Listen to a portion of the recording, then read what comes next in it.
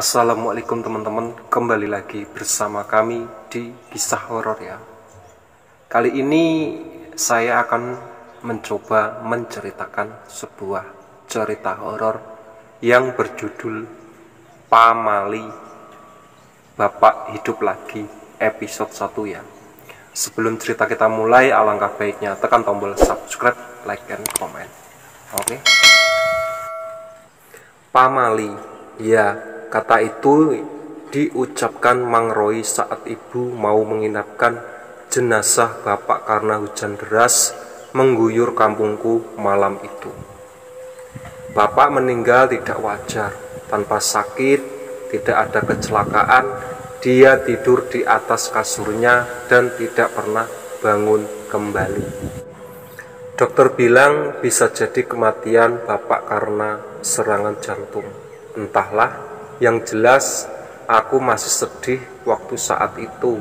Tapi yang membuatku lebih sedih lagi adalah tidak ada seorang pun yang sudi melayat ke rumahku.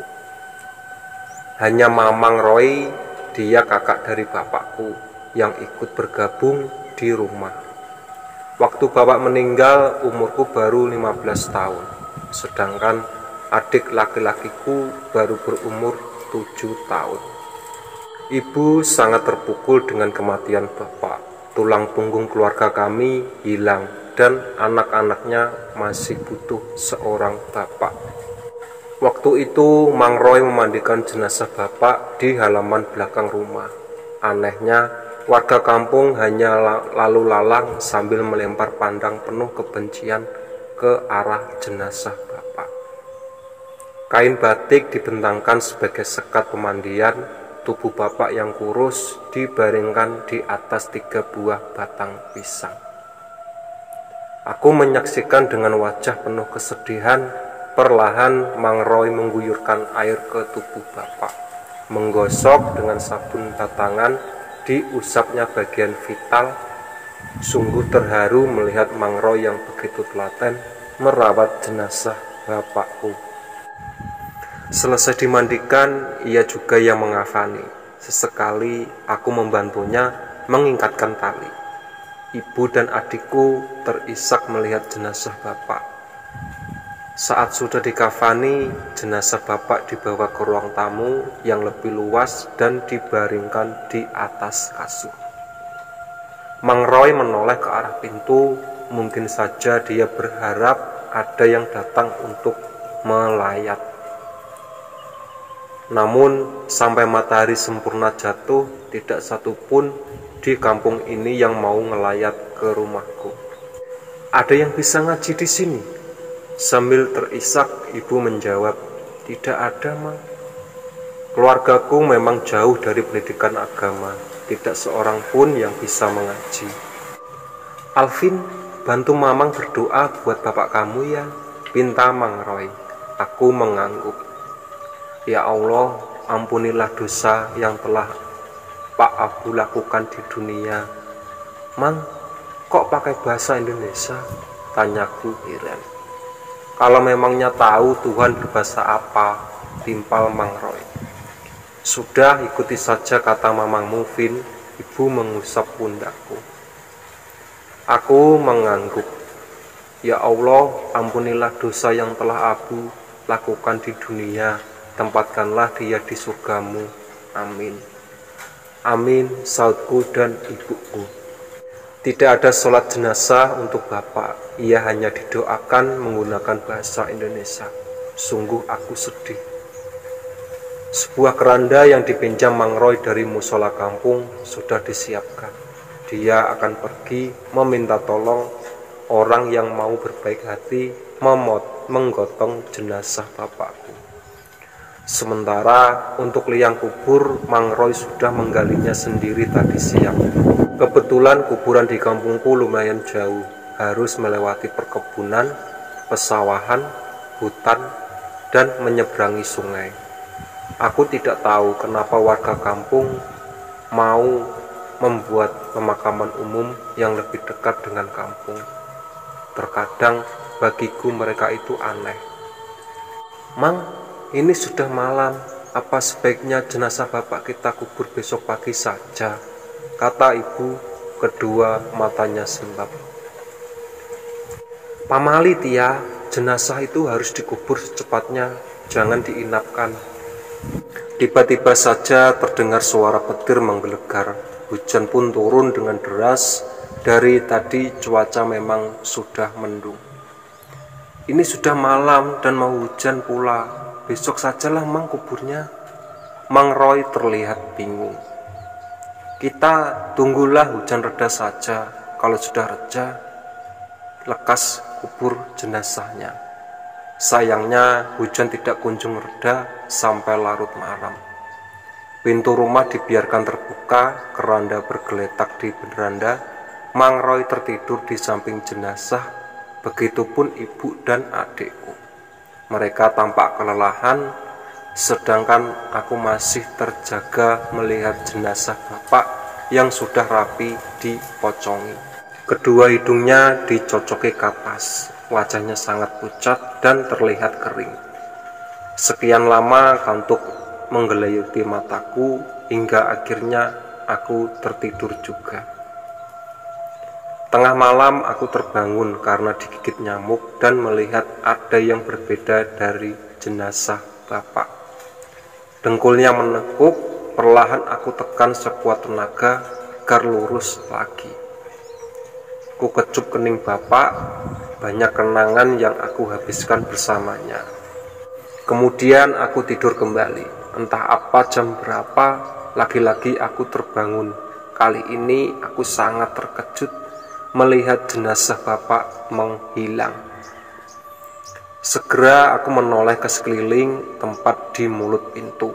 Kulihat bapak yang masih mengenakan kafan berdiri di sana sambil menghadap ke rumah. Kepalanya terlihat mendongak ke atas. "Bapak hidup lagi?" tanyaku sambil tersenyum ragu. Perlahan aku mendekat. Kulihat di luar kabut sedang pekat-pekatnya menyelimuti kampung, sedangkan hujan sudah reda. "Pak," tanyaku sambil terus melangkah. Aku menyentuh kafannya, bapak tetap mematung, tubuhnya kaku dan keras sekali. Dapat kurasakan seperti menyentuh batang pohon. "Alvin senang bapak hidup lagi." Ku peluk tubuh bapak yang keras itu. "Hampura abdi," kata bapak lirih. Suaranya seperti hendak menangis. Aku mengerti ucapan bapak yang menggunakan bahasa Sunda itu. Artinya, maafkan aku. Tapi, minta maaf untuk apa? "Alvin," Mang Roy bangun dan meneriakku. Disusul ibu yang masih dalam keadaan kantuk juga berteriak panik. Seketika tubuh bapak lunglai dan terjatuh ke lantai. Matanya melotot. Segera Mang Roy membuka ikatan kafan di bagian kepala bapak. Oke ya, itu tadi cerita dari Pamali. Bapak hidup lagi ya, episode 1. Sebelum cerita aku tutup, alangkah baiknya tekan tombol subscribe, like, dan komen. Oke? Mang Roy memeriksa denyut nadi di bagian leher bapak. Ia menggelengkan kepala. Tidak ada tanda-tanda kehidupan. Jenazah bapak dibaringkan kembali di atas kasur kapuk. Daun pintu ditutup rapat, begitupun tirai jendela. Di luar kabut sangat pekat, lolong anjing terdengar sayu. Aku melirik jam dinding pukul 3 pagi, benar-benar aneh. Bapak tiba-tiba hidup kembali, kemudian mati kembali. Mang Roy mengingatkan lagi tali kafan di bagian kepala bapak. Tangis ibu pecah lagi, terlihat sangat nelangsa. Esoknya aku menemani Mang Roy untuk mencari orang yang mau berbaik hati menggotok jenazah bapak. Kami memohon dari pintu ke pintu, tapi tidak ada yang mau menolong. Mereka semua judes menatap kami dengan penuh kebencian karena tidak ada yang mau menolong. Kami pergi ke jalan raya berharap ada orang asing lewat dan mau menolong. Jalan raya di kampungku sepi, jarang sekali ada kendaraan lewat. Sekalinya lewat pasti truk-truk besar pengangkut pasir.